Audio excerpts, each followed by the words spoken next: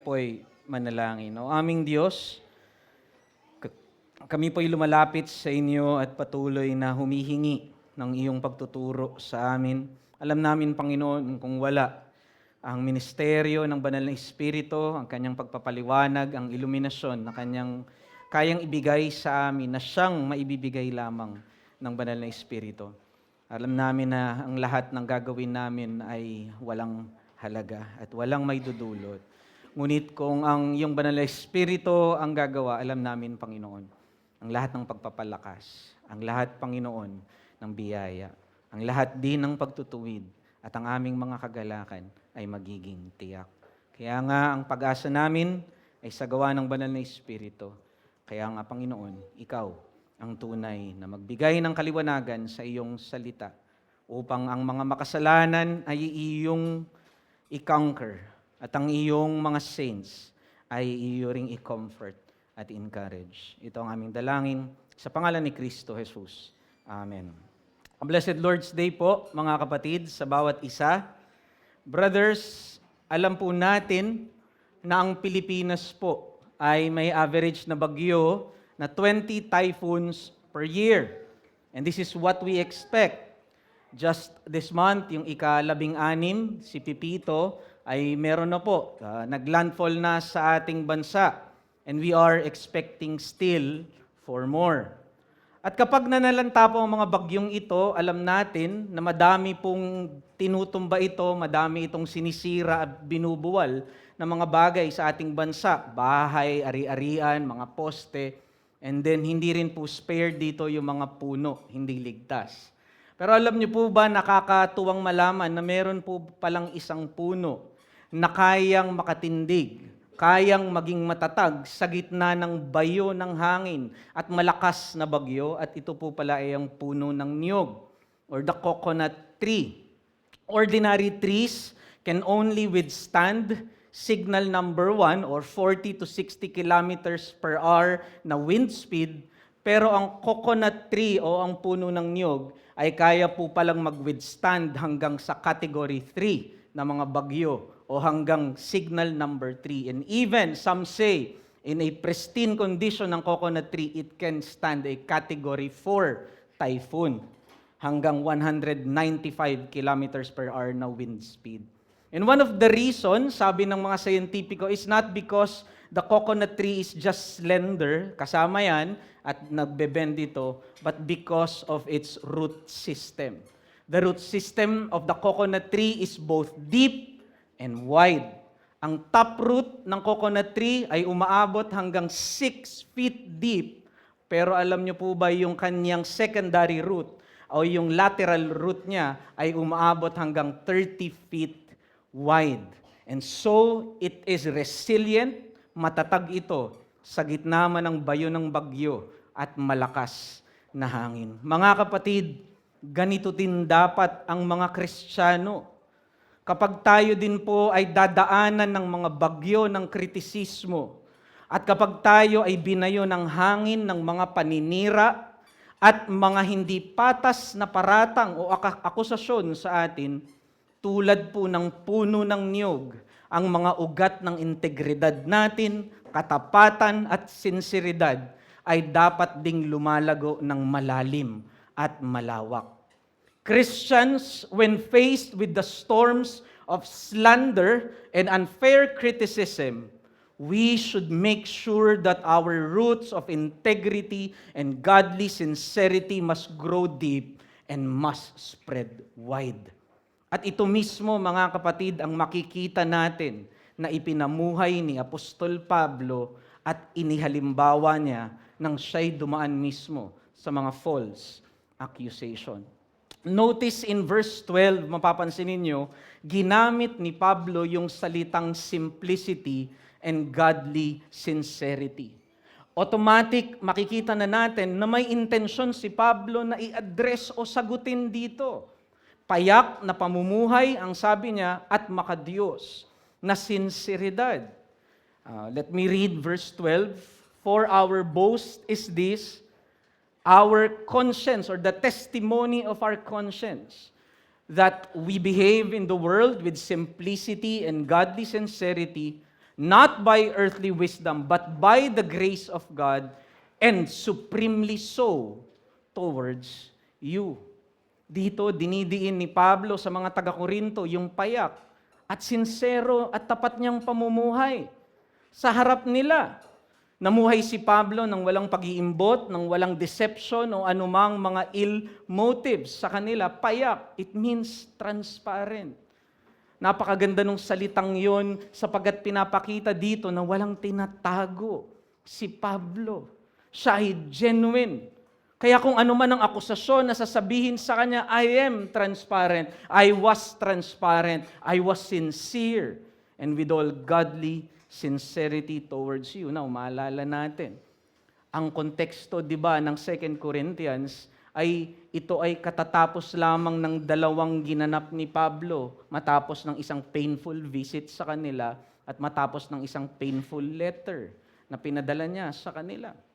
Sapagkat si Timoteo ay galing doon sa Corinto at nagpadala si Pablo ng 1 Corinthians na ating natalakay na ilang mga preachings. At doon sa 1 Corinthians, tinalakay ni Pablo yung patungkol sa idolatry, tinalakay ni Pablo yung patungkol sa maling paggamit nila ng Lord's Supper, tinalakay ni Pablo yung patungkol sa kanilang division, partisanship, pagpapangkat-pangkat, at pagmamalaki at pagkakagalit-galit sa isa't isa. Pero makikita natin doon na may namumuunang pag-aaklas o rebelyon kay Apostol Pablo. At ito ay bunsod ng mga paninira ng mga super apostles na babanggitin ni Pablo later on sa 2 Corinthians chapter 11. At ito yung mga palsong apostol na ang intensyon ay hindi lamang sirain si Pablo, kung hindi mismo ang kanyang mensahe na ipinapahayag sa Korinto. The super apostles despised Paul. They said that Paul was weak. Paul was a poor apostle. He was always imprisoned. At hindi lang yon ang sinisiraan pananalip nila kay Pablo, ay hindi siya isang impressive na speaker. Because what the Corinthians place a premium on ay yung mga debaters at philosophers of their age. And so Paul made a quick but painful visit doon sa mga taga-Korinto matapos yung 1 Corinthians. But there he suffered humiliation. At pagkatapos nun, ang ginawa niya, si Titus ang kanyang kinausap at dinala ni Titus itong 2 Corinthians, the painful and severe letter. So after the painful visit, followed by a painful letter. Ayan ang context ng 2 Corinthians. Dahil pagbalik ni Titus, may magandang balita siya kay Paul. After ng severe at painful letter na yon, marami sa mga taga-Korinto ang nagsisi sa kanilang mga kasalanan. Ngunit, bit-bit pa rin ni Titus, na patuloy pa rin yung mga super apostles na ito sa paninira kay Apostol Pablo. At yan ang dahilan kung bakit ang ilang mga taga-Korinto ay kini-question pa rin ang integridad ni Apostol Pablo at ang kanyang katapatan sa kanila. And so, Paul wrote 2 Corinthians upang dito ipakita sa kanila ang kanyang sinceridad or godly sincerity. At ang nakakalungkot lang, kasi isa sa hina-highlight ng mga super apostles na ito ay yung hindi pagtupad ni Pablo nung double visit o yung 2 beses na pagbisita niya sa mga taga-Korinto. And I want you to read with me verse 15. Ito yung binasa sa atin kanina ni Deacon Aaron, but let's read verse 15 hanggang verse 16. Ito yung pinupukol sa kay Pablo. Because I was sure of this, I wanted to come to you first so that you might have a second experience of grace. I wanted to visit you on my way to Macedonia and come back to you from Macedonia and have you send me on my way to Judea. So a double visit was promised by Paul bago yung 1 Corinthians. There are 2 ways to travel to Corinth kapag galing ka sa Ephesus. From sa north, land travel, and then pagdating sa south, through Aegean Sea. And so, ang plano ni Paul, kasi nasa Ephesus siya, magta-travel siya from Ephesus going to Aegean Sea and then sa Corinth, kasi yung Corinth ay port city. So, dun siya unang babagsak and then pupunta siya sa Macedonia, and from Macedonia, babalik siya dito sa Corinth, and then from Corinth, he will be sent his way to Judea. Bit-bit yung mga offerings nila, tulong nila para sa church sa Jerusalem. But what happened is Paul changed his plan. At yan yung makikita ninyo sa chapter 16 na tinalakay natin noon. Ang sabi ni Pablo, hindi na ako nagkaroon ng double visit sa inyo, bagkos isang beses na lang akong bibisita sa inyo, because what I did is I went and traveled through Macedonia, and then pumunta ako sa inyo to spend the winter with you, and then pabalik ako doon sa Macedonia. At yan yung pinupukol ng mga super apostles kay Pablo. Kita nyo si Pablo, fickle, changing. Yung kanyang mga salita ay hindi mapagkakatiwalaan, and that is why in verse 17, anong sabi ni Pablo? Was I vacillating when I wanted to do this?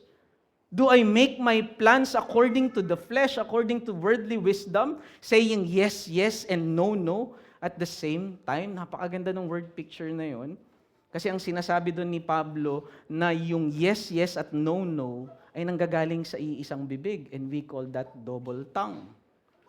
Sinasabi nila ng mga super apostles na si Pablo ay merong double tongue dito, kasi sa King James Version, I think hindi nila sinama yung at the same time. Yes, yes, and no, no. Napakaganda ng translation lang na yan sa ESV. Now, honestly, kung tayo siguro ang mag-iisip, we could understand Paul. Yung travel sa panahon siguro ni Pablo, saka yung messaging sa panahon ni Pablo, ay hindi ganun kadali. I mean, hindi mo naman pwedeng i-text, di ba? Katulad sa panahon natin ngayon, na napakadaling magsabi, pasensya na po sa inyo, hindi po ako nakapunta, ito po yung pagbabago ng plano. We could have understand Paul. The Corinthians could have given him some slack, but the super apostles will use this to tear down Paul.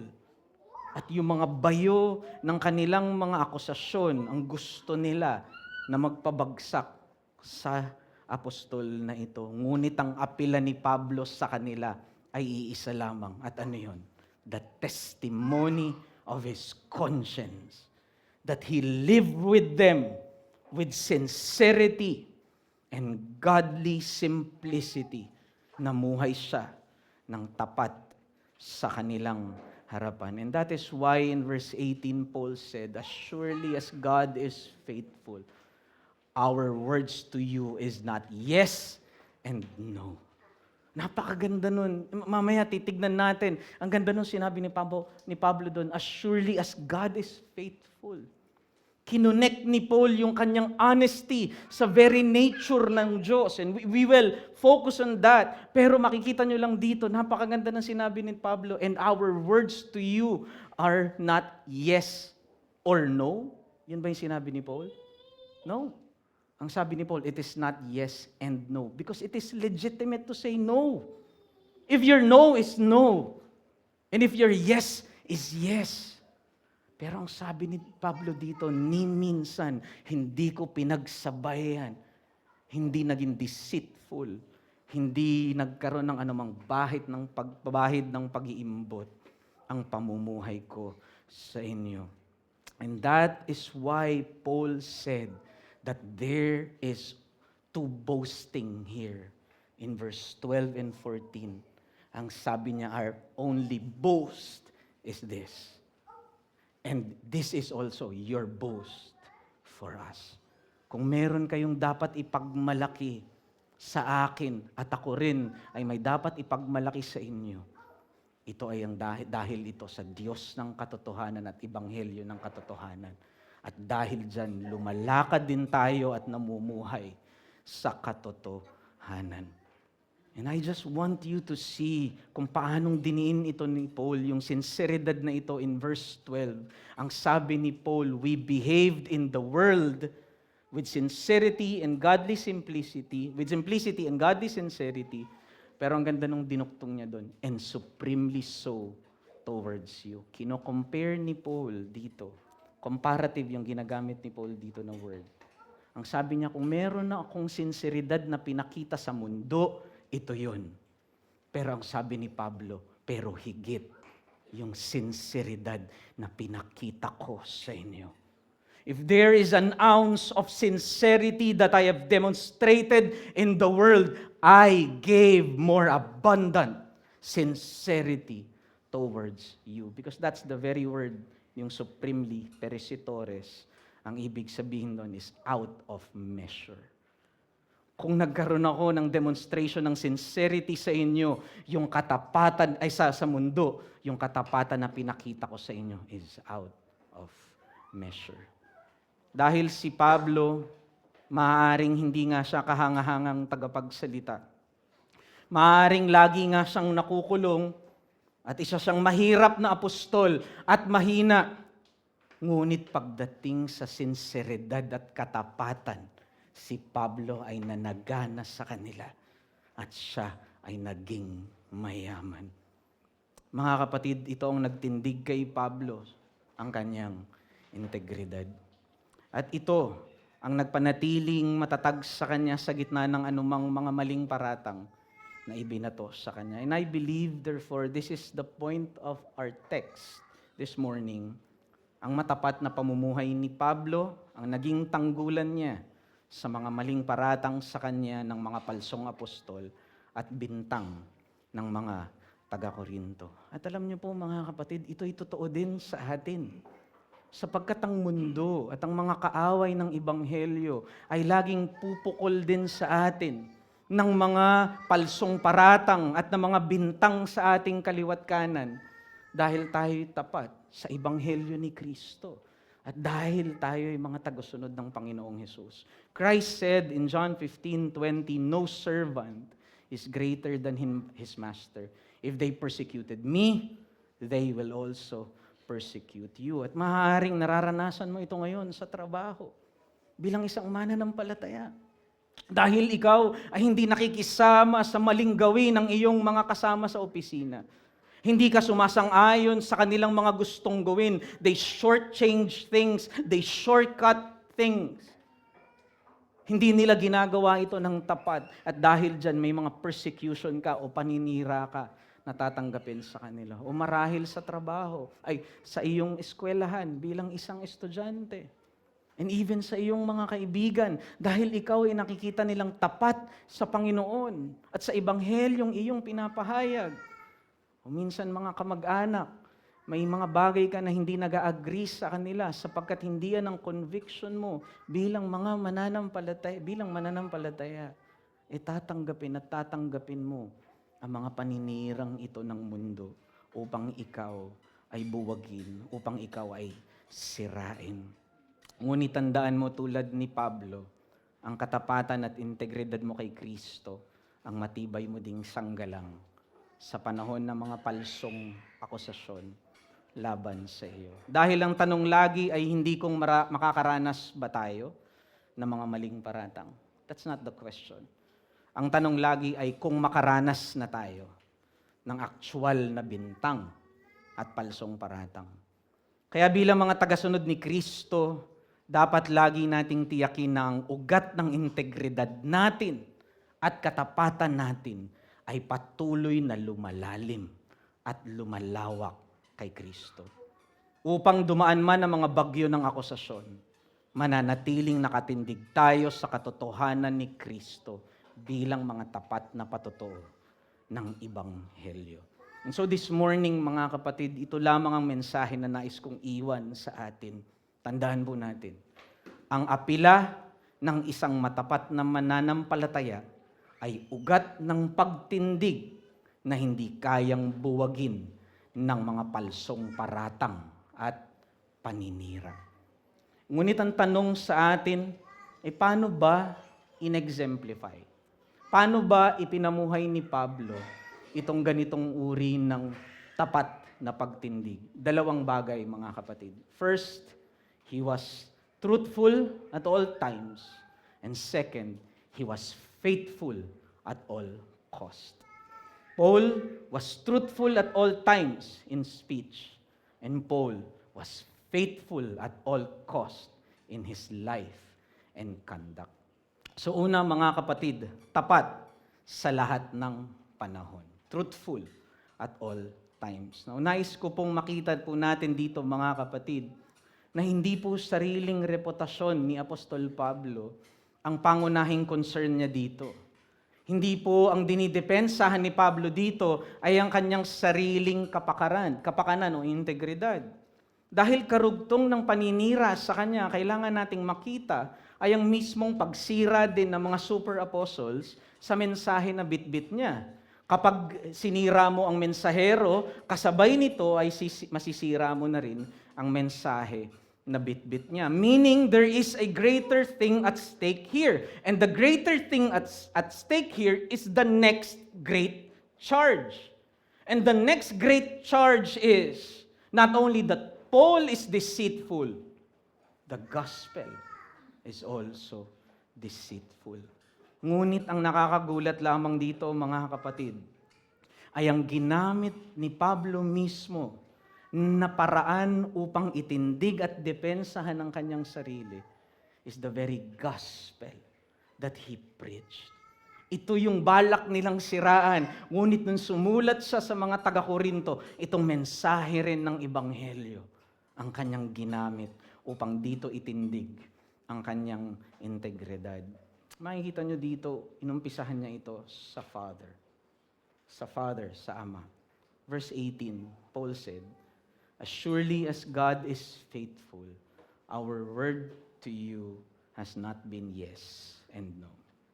We know that the gospel began with the Father, sa kanyang plano at sa kanyang promise sa atin. And God, the Father, because He is not only faithful, but because He is able, kaya niyang tuparin yung kanyang mga pangako at mga plano. Nakikita natin yan sa James 1:17, God is the Father of light, where there is no shifting shadow in Him.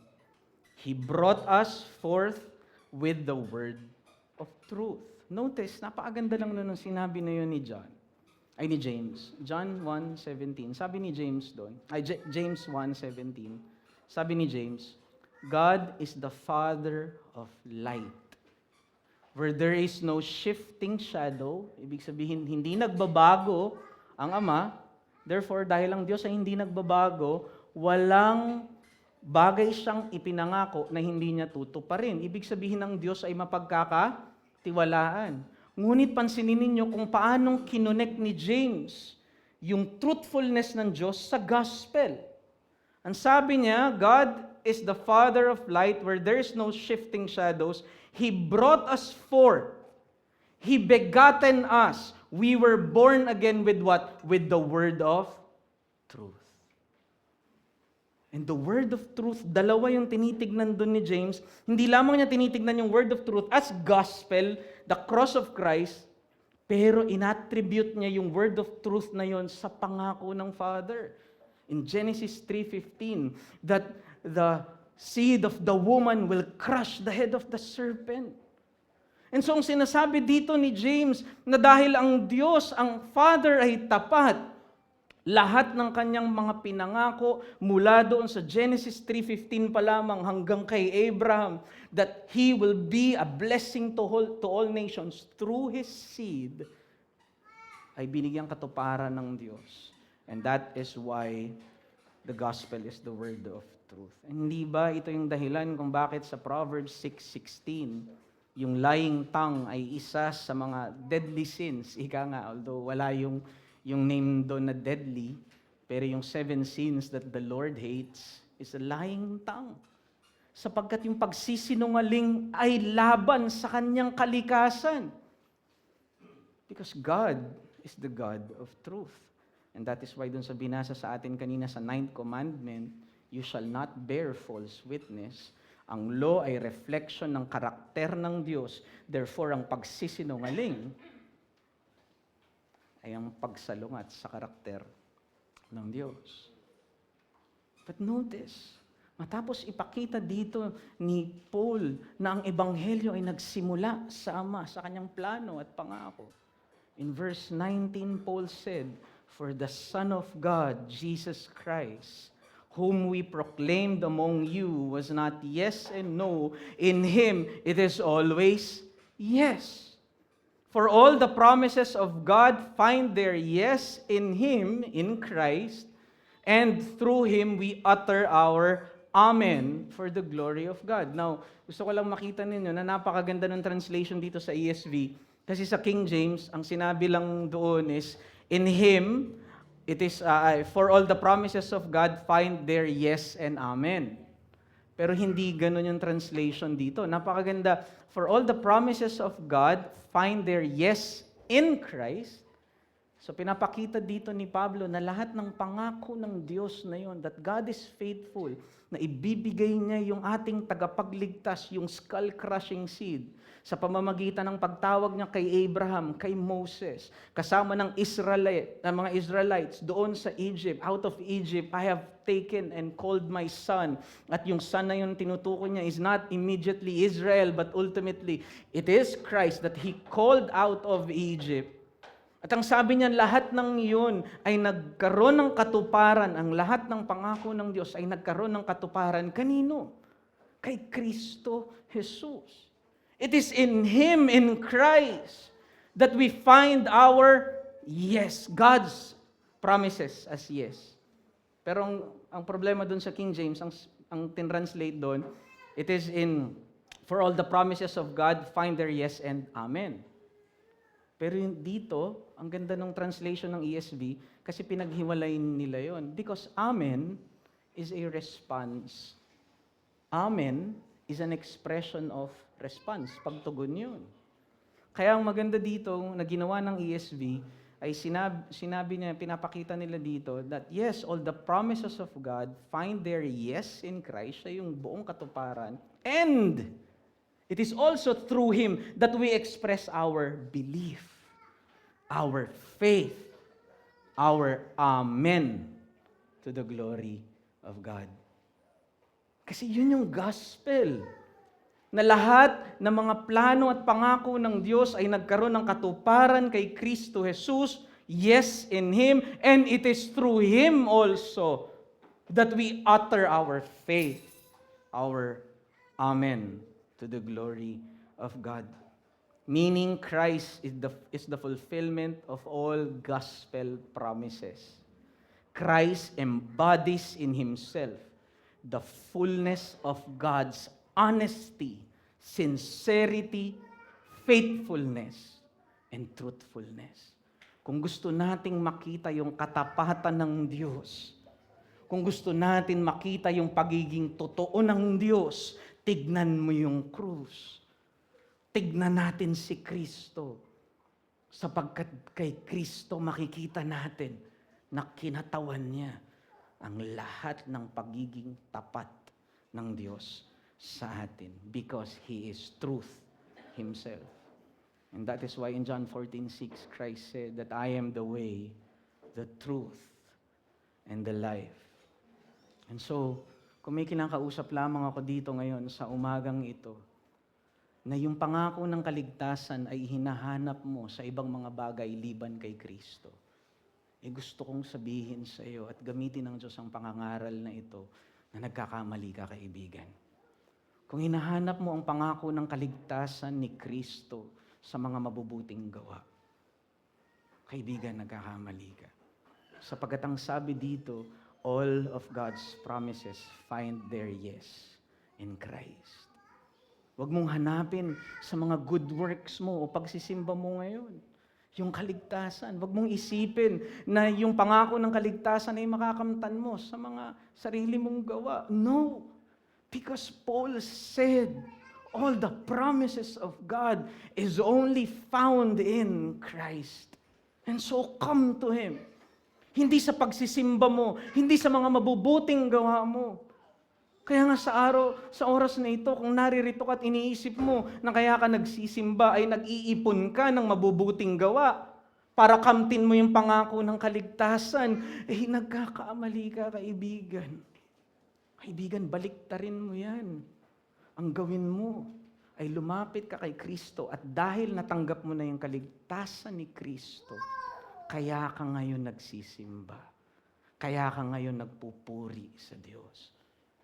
At kung may kinakausap din ako dito na yung pangako ng Diyos ng kaligtasan na hinahanap mo sa affiliation mo sa nanay at tatay mo, dahil anak ka ng mananampalataya, dahil yung family mo ay Christian, at nagfa-family worship kayo, at iniisip mo na dahil doon ay mananampalataya na ako. Hindi. Ang sabi dito ni Pablo, all God's promises is found only in Christ. Yung yes at katuparan nito ay makikita lang natin kay Kristo Jesus. And so wag mong hanapin yan sa family affiliation mo. Baliktarin mo yan.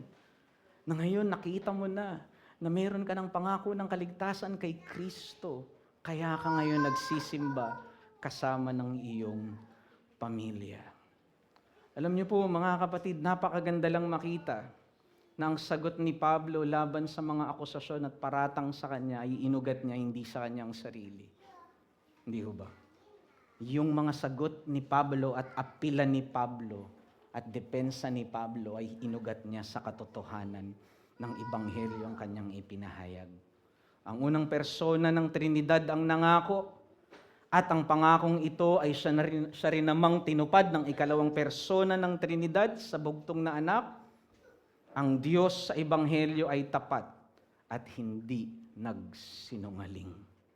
Kaya nga kung ang mismong Ebanghelyo na ito na kanilang narinig mula kay Pablo at kanyang tapat na ipinahayag sa kanila, ang siyang nagpamalas ng katapatan ng Diyos sa lahat ng kanyang pangako at salita, paanong magagawa ni Pablo na mamuhay ng taliwas sa Ebanghelyong kanyang ipinahayag sa kanila, na kanyang pinagbuwisan ng buhay, na kanyang tinanggap ang lahat ng pagtuligsa, pagmamaliit, at even mga threats sa kanyang sariling buhay. How can he go against the very gospel of truth that he preached to them? Wawasakin ba ni Pablo ang mismong bato at lupa na kanyang kinatatayuan? Iyan ang apela ni Pablo sa mga taga-Korinto. Dahil kung mas gusto lamang naman ni Pablo na maging katanggap-tanggap sa mundo kesa yung maging matapat, maaari naman siyang magsinungaling at mabuhay sa pandaraya. Maaari niyang gayahin yung mga super apostles, ngunit ang kanyang mga pag-uusig na tinanggap dahil sa Ebanghelyo, yan yung nagpapatunay ng kanyang katapatan na nakaugat sa kanyang Trinidad na Diyos. And isn't this what Paul said in Galatians 6:11-14? Talakay na po natin ito, but I just want us to read. In Galatians 6:11-14, sabi ni Pablo, "See with what large letters I am writing to you with my own hand. It is those who want to make a good showing in the flesh, who would force you to be circumcised, and only in order that they may not be persecuted for the cross of Christ. For even those who are circumcised do not themselves keep the law, but they desire to have you circumcised, that they may boast in your flesh." Ngunit anong sabi ni Pablo, verse 14? "But far be it from me to boast except in Christ, and Him" what? "Crucified in humiliation." And Paul could have preached another gospel just to be accepted, but he preached to them only Christ and Him crucified, without deceit, without double tongue, and even in the face of persecution. Paanong magiging sinungaling si Pablo sa kanila? Kaya nga, mga kapatid, iyan ang gawain ng mundo at ang mga kaaway ng Ebanghelyo. Ngunit ang babala ko lamang sa atin bilang mga mananampalataya ay hindi tayo immune sa ganitong mga bagay. Mga kapatid, baka maaaring nahuhulog na rin tayo sa kawalan ng katapatan at pagsisinungaling. O kung hindi man, bantayan natin yung ating mga sarili. na hindi tayo maging double tongue, hindi tayo maging mga sinungaling, at mawala yung katapatan natin sa harapan ng Diyos. Maaaring ikaw ay nahuhulog sa flattering speech, a form of lie, sapagkat may gusto kang makuha, may gusto kang magain. And so you will flatter the people na gusto mong maging close sa'yo, makasama dahil may pabor kang hinihingi. Or maybe nahuhulog ka sa white lies. Kasi may gusto kang iligtas ang sarili mo. Gusto mong iligtas ang sarili mo sa mga ganitong bagay na alam mong maapektuhan ng marami pang mga bagay, and so isipin mo justifiable naman yung white lies katulad ni Rahab, di ba? Or maybe nahuhulog ka sa vague speech or equivocation. Babasahin natin yung oath and covenant natin mamaya. Ang sabi doon, mamahalin ko ang lahat ng kapatiran. Ops, pwera lang si. Hindi siguro kasama dito. Vague speech. Mga kapatid, alam natin na kung tayo nakipag-isa na kay Kristo, na siyang kumakatawan sa buong katapatan ng Diyos, ang pagyakap din sa katapatan ay siyang tangi ding pamamaraan ng pananalita na niyakap din natin ngayon. Kung niyayakap natin yung ebanghelyo ng katotohanan, kasabay din yan na niyayakap na rin natin dapat na ang tanging paraan ng pananalita natin ngayon ay laging buong katapatan din. If the Father is the Father of truth, and Christ is the truth, and the gospel we believe is the word of truth, how can we be liars and enemies of truth? And Paul is saying to the Corinthians, sisirain ko ba yung sariling pundasyon na aking kinatitindigan? No. Pero in fact, alam niyo po, hindi natigil sa ama at anak ang apilan ni Pablo. Dahil sa verse 22, ang sabi niya, itong katotohanan ito ay ginarantiyahan at sinelyohan sa kanyang puso ng banal na Espiritu. In verse 22, Paul said, who has also put His seal on us and given us His Spirit in our hearts as a guarantee. And He established us through the Spirit with you.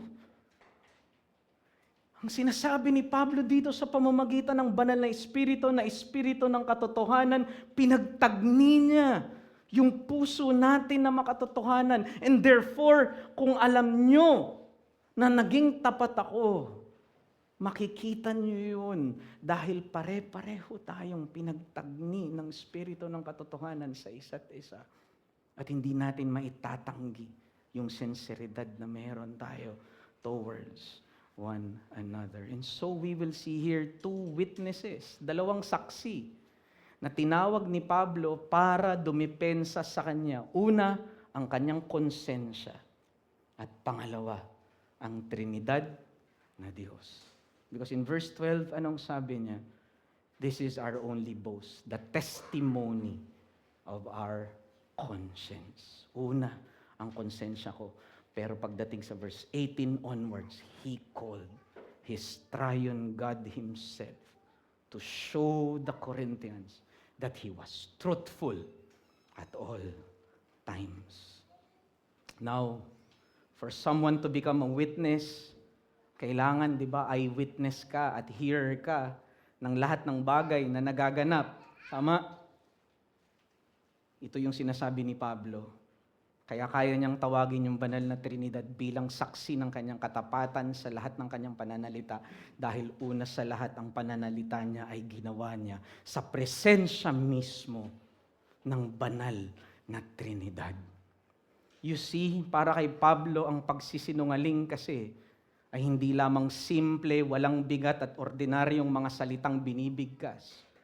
Ang mga salita ng kasinungalingan ay mga salita ng rebelyon at pag-insulto sa kalikasan mismo ng Diyos at ni Kristo at ng Ebanghelyo na kanyang pinangahawakan.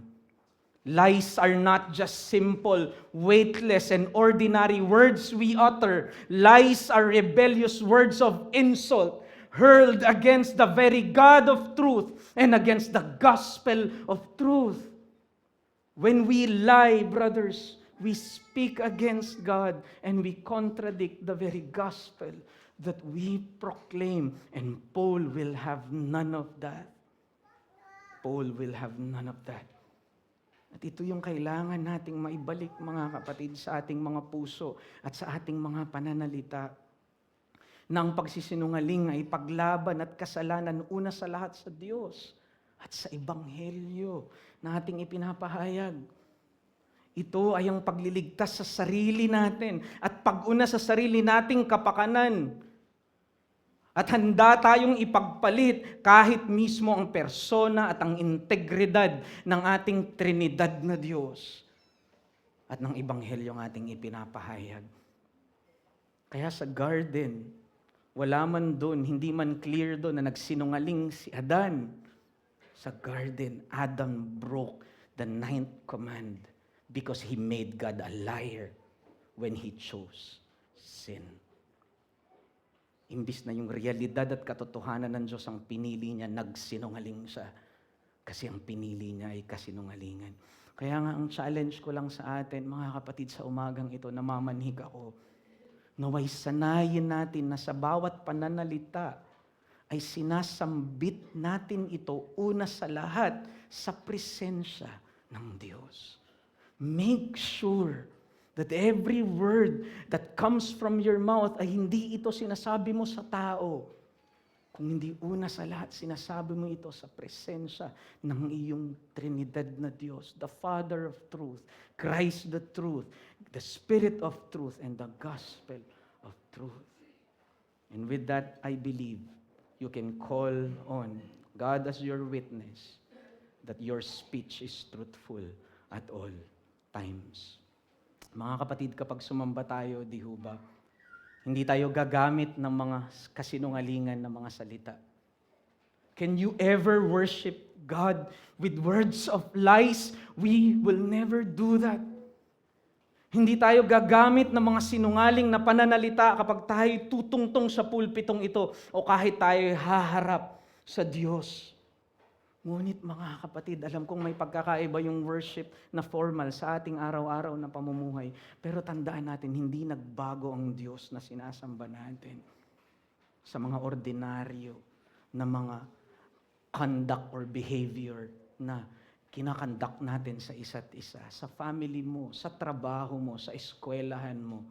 If you cannot worship God with words of lies, hindi mo rin kayang gawin yan sa araw-araw mong pamumuhay. And so, may our speech be truthful at all times. Ngunit yung pangalawang matapat na pagtindig ay pinakita ni Pablo that it is not only truthful at all times, it is faithful at all cost. Matapat sa anumang pagkakataon. Or, of course, nakabinbin pa rin yung tanong, mga kapatid, bakit nga ba kasi nagbago yung plano ni Pablo? Hindi, yun pa rin yung isang bagay na hindi natin masagot dito. Ang dalawang reason yung binigay ni Paul kung bakit ba nga ba nagbago. First, ang sabi niya sa verse 23, dahil ayaw niyang maging Lord over their faith. And second, ang sabi niya, because he does not want to cause them more pain. In verse 23, anong sabi doon ni Pablo? But I call God to witness upon my soul, it was to spare you that I refrained from coming again to Corinth. Not that we lord it over your faith. Notice, ang ganda ng comparison niya doon. Curious, but that we work with you for your joy, for you to stand firm in your faith. So ang sabi ni Pablo doon, dahil ayokong dominahin ang pananampalataya ninyo, kaya hindi ako bumalik. Dahil ang nais ko ay nais kong maging kamanggagawa ninyo sa pananampalataya para sa kagalakan nyo kay Kristo at sa patuloy na pagtatag ng inyong pananampalataya. Maybe Paul thought na dahil sa taas ng conflict, baka ma-exercise na yung discipline prematurely and so he would lord over their faith. Ang sabi ni Pablo, no, I don't want to do that. Kaya hindi ako pumunta sa inyong muli because I am your co-worker in your faith, not the Lord of your faith. Pero ang ganda ng sinabi ni Paul, hindi lamang siya nag-exercise ng forbearance, kung hindi ang sabi niya, the second reason is because I don't want to cause you more pain. The pain that I caused you was already enough. Why? Dahil nagkaroon na siya ng painful visit at nag-send na siya ng painful letter. Kaya ang sabi ni Paul sa verse 1 and 2 ng chapter 2, "For I made up my mind not to make another painful visit to you. For if I cause you pain, who is there to make me glad but the one whom I have pained?" Paul here is a very good surgeon. He cuts enough. At yung cut na yun is enough para tanggalin yung tumor. Paul does not love cutting. Wala siyang joy na ikat yung mga tao at mag-cause ng pain sa kanila. He only just cut enough upang tanggalin yung karamdaman ng mga taga-Korinto. Ngunit pansinin ninyo, itong dalawang rason na ito ni Pablo, lahat ng ito ay nakasandig saan? Sa kanyang commitment para sa kanilang katatagan ng pananampalataya at para sa kanyang commitment o katapatan sa kanilang kagalakan kay Kristo. Paul was ultimately faithful at all cost for the growth of their faith in Christ. Many things could have caused Paul's retreat. Humiliation, number 1. Takot si Pablo, hindi na siya bumalik. Sabi niya, 2 beses siyang babalik. O kita niyo, duwag yung apostol ninyo.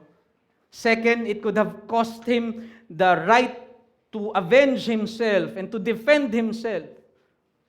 Pero lahat ng yun, his pride, his integrity, lahat ng yun, Paul was willing to pay the cost because he was faithful to the growth and the joy of the Corinthians. Paul loved and valued the Corinthians more than himself. At ito yung point kung bakit sa verse 4, mga kapatid, natatapos na po tayo, tignan nyo po sa verse 4, kung bakit ipinasok ni Paul sa tema ng integrity and godly sincerity, pinasok niya yung virtue ng love. And that is why in verse 4, Paul said, "For I wrote to you out of much affliction and anguish of heart, with many tears." So just imagine, Paul was writing yung severe letter na yun with many tears.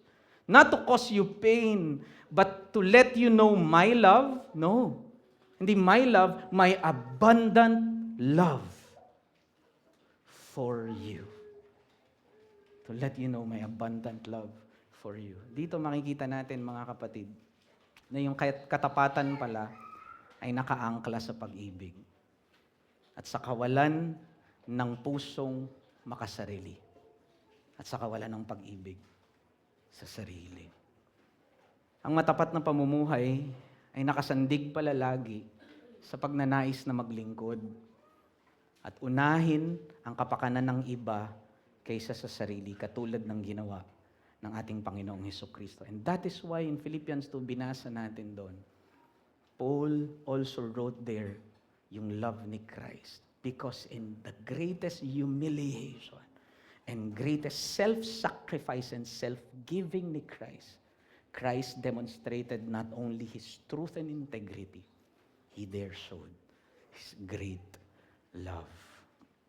Alam niyo po, mga kapatid, nakakatuwa lang po, balikan ko lang yung coconut tree. Isa po pala, pasensyaan niyo na po ito, isa po pala sa rason kung bakit yung puno ng niyog ay kaya rin po palang mag-withstand again sa malalakas na category 4 na bagyo. It's not only because its root is deep and wide, but because it has this ability of self-pruning. Kaya po pala nito natanggalin, kusa sa sarili, without assistance, yung kanyang mga sariling leaves at minsan yung kanyang sariling mga niyog. And so ang gagawin niya, kapag may matinding bagyo, seasonal yan, ang gagawin niya ngayon, tatanggalin niya yung konting supply dun sa mga stock na yon, so that pagdating na ng bagyo, yung mga leaves na yon ay matatanggal, and so magiging slender siya at slick siya, and so bumayuman yung mga bagyo. Dahil nag-self-prune siya, ay mananatili siyang matatag sa bayo ng mga hangin. Brothers, what Paul did here was self-pruning. He let go of his integrity, maybe even yung right niya to be the apostle to the Corinthians. Dahil ang concern niya dito ay yung pag-ibig at yung firmness, yung pananampalataya at yung joy ng mga taga-Korinto. You see, brothers, integrity is always tied to love and self-sacrifice. Hindi natin mahihiwalay ang pag-ibig sa integridad at katapatan. Because faithfulness is what love seeks. Right? Faithfulness is the only reward of love. Faithfulness is the only incentive of love, brothers. And that is why in love there is no self-interest. And therefore there is no deceit in love. And therefore there is no deception in love, but all honesty and integrity. Dahil sa isang taong tunay na nagmamahal, sa isang puso na handang unahin lagi ang kapakanan ng kanyang minamahal kaysa sa sarili, wala kang maipupula. Sa ganitong pag-ibig na nagbubukal sa krus ni Kristo, walang pandilinlang at walang kasinungalingan. The love that flows from the gospel of self-sacrifice is always faithful at all cost. Naalala ko lamang po yung aking ama. Nung ako po'y bata pa, yung mga discipline at yung mga sinasabi niya sa akin, kadalasan kine-question ko po yun. Hindi ko po naiintindihan yung mga sinasabi ng father ko sa akin. But looking back right now, niisip ko, mali si daddy, mali si pastor, mali yung ginagawa niya. Ngunit ngayon ko nakikita nung binabalikan ko, there was no deceit in him. He was a man of integrity because he was a man of love. And there is no deception in him. Lahat ay para sa ikabubuti ng kanyang mga anak. Kaya dito nawa, mga kapatid, sa pagwawakas, dito nawa tayo lumalim at lumawak ang ugat ng ating sinseridad at katapatan. Nakapundasyon sa karakter ng ating Trinidad na Diyos at sang-ayon sa mensahe ng Ebanghelyo ng katotohanan. At ito nawa bilang isang iglesia ang ating maging sama-samang conduct, behavior, pagtindig at pamumuhay sa mata ng mundo and supremely so towards one another. Truthful at all cost. Truthful in all times and faithful at all cost. Both in speech and in conduct. At ito ang depensa na hindi mabubuwal ng anumang akusasyon, paninira, at anumang palsong paratang ng mundo. Not only as individual, but as a covenant community. Mga kapatid, tayo po ay magwakas sa pananalangin. O aming Diyos, salamat po sa patuloy na pagtuturo sa amin. Nawa po, Panginoon, gawin niyong makatotohanan ito hindi lamang sa aming mga isip, at sa mga natutunan namin sa oras na ito, may your words really capture our mind and may it melt our affection. At kapag tinunong nito ang aming mga affection, O Lord God, ang kasunod nito ay ang aming mga pagpili, desisyon, at paraan ng pamumuhay.